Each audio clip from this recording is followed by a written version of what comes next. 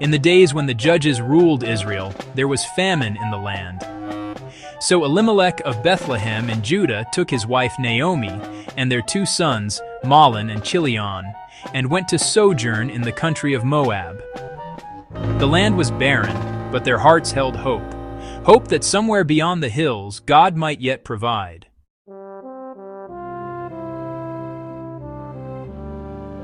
In Moab, tragedy came like a relentless storm. Elimelech died, leaving Naomi a widow in a foreign land.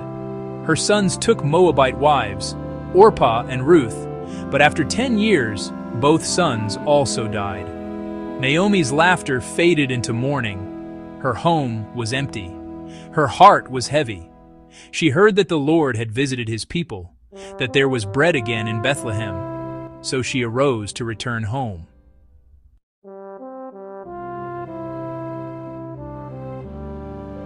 Return, my daughters. Why will you go with me? Have I yet sons in my womb that they may be your husbands? She spoke from sorrow, not faith. She could not yet see that grace was already walking beside her. Orpah wept, kissed Naomi, and turned back. But Ruth clung to her. Entreat me not to leave thee, or to return from following after thee. For whither thou goest, I will go, and where thou lodgest, I will lodge. Thy people shall be my people, and thy God my God. In that vow, faith crossed the borders of nations. Ruth, a Moabite, chose the covenant God of Israel. Her loyalty would become the seed of redemption.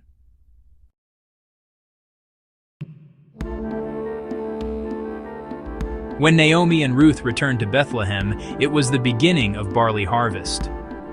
The women of the town whispered, "Is this Naomi?" She answered, "Call me not Naomi, call me Mara, for the Almighty hath dealt bitterly with me." Yet even in bitterness, God was weaving mercy. Ruth went to glean in the fields, humbly gathering what the reapers left behind.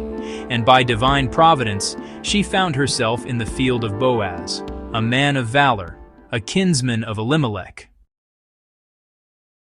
Hearest thou not, my daughter? Go not to glean in another field. Abide here fast by my maidens. Ruth 2:8.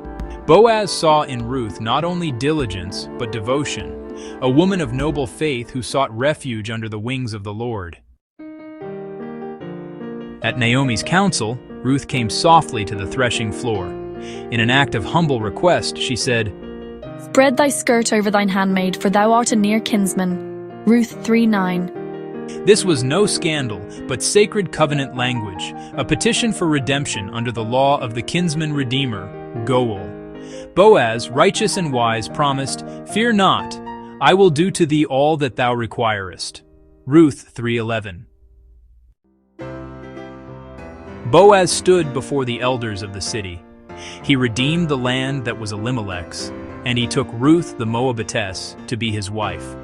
And the women blessed Naomi, saying, Blessed be the Lord, which hath not left thee this day without a kinsman. And he shall be unto thee a restorer of thy life. Ruth 4:14-15. Ruth bore a son, Obed, the father of Jesse, the father of David. And through David came the lineage of Christ, the Redeemer of all, from famine to fullness, from loss to legacy, from bitterness to blessing. Such is the story of Ruth and Naomi, a story not of coincidence, but of covenant, a story not of despair, but of divine redemption.